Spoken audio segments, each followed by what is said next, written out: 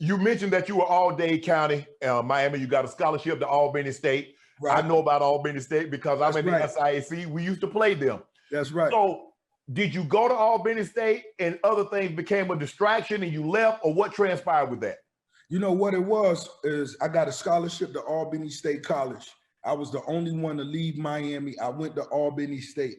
And this was the first time I really went out of town, and the first time in really few years that my big homies in my community, you know, they weren't around me. When I came up, where I came up from, I was embraced. You know, I played football. I was cool. They dressed me up, kept money in my pocket. This is the first time I'm out of, you know, I couldn't put that burden on my mom. So I'm out of town. I ain't got much. I'm really starting to have the wrong ideas. I'm finna bring the wrong energy to the campus. I told myself, before you do this and you make a big mistake, just go back and follow your heart. Write your music. You know, I know, you know, football in your heart. I'm a dude that felt I'm the same boss mentality. I'm going to the league. I'm going to the league. I'm gonna play for 2 seasons, turn up, and I'm gonna go to the league. And once I realized, you know, that my heart wasn't there no more, I came back home and just focused on the music. You know what I'm saying? Albany, Southwest rural Georgia, is a lot different than Miami. So that was a culture shock in and of itself.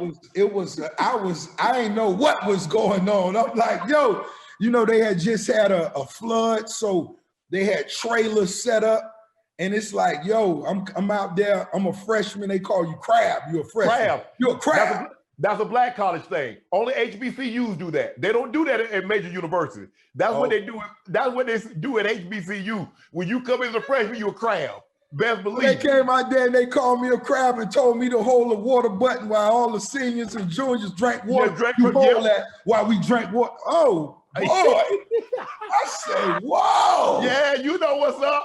Whoa! But you know, I appreciated. You know, I understood the brotherhood and I appreciated it. You know what I'm saying? Right. But it's just when I went into that trailer at night by myself. You know what I mean? The last time you ate during the day was what, 3 p.m., 4 p.m.? I'm laying in that trailer hungry. I say, see, they gonna make Rose go do something around here that I don't need to do. So you already, before you left and went to Albany, so were you writing music? Was music a big part of your life before, in high school and before you went to Albany? In high school, I was just making tapes. Okay. You know what I mean? But I most definitely was playing with music. Okay. I was playing with music. I knew I wanted to get money. You know what I'm saying? So we was just moving around in the streets, youngsters. But, you know, it just looked prosperous. I followed my heart. I went up to Albany State, stayed maybe 2 months before I came back to Miami. And then, you know, I just got back into what I was doing. You know what I'm saying? Ross, I'm actually glad you did that, because I believe had you not did that, you would have probably had regrets for the rest of your life, because that's what my brother, I thought about not going to Savannah State. And he says, go down there. At least go down there, try it out. If you don't like it, say, you know what, I went to Savannah State. It wasn't for me. You did something else. You going to Albany State, at least you tried it. You realize, man, my heart ain't in this. My heart isn't in this like it is music. Let me pack my stuff up before I do something crazy and take my butt back to Miami. That's exactly what it was, my brother. And that's on everything. I feel the same way.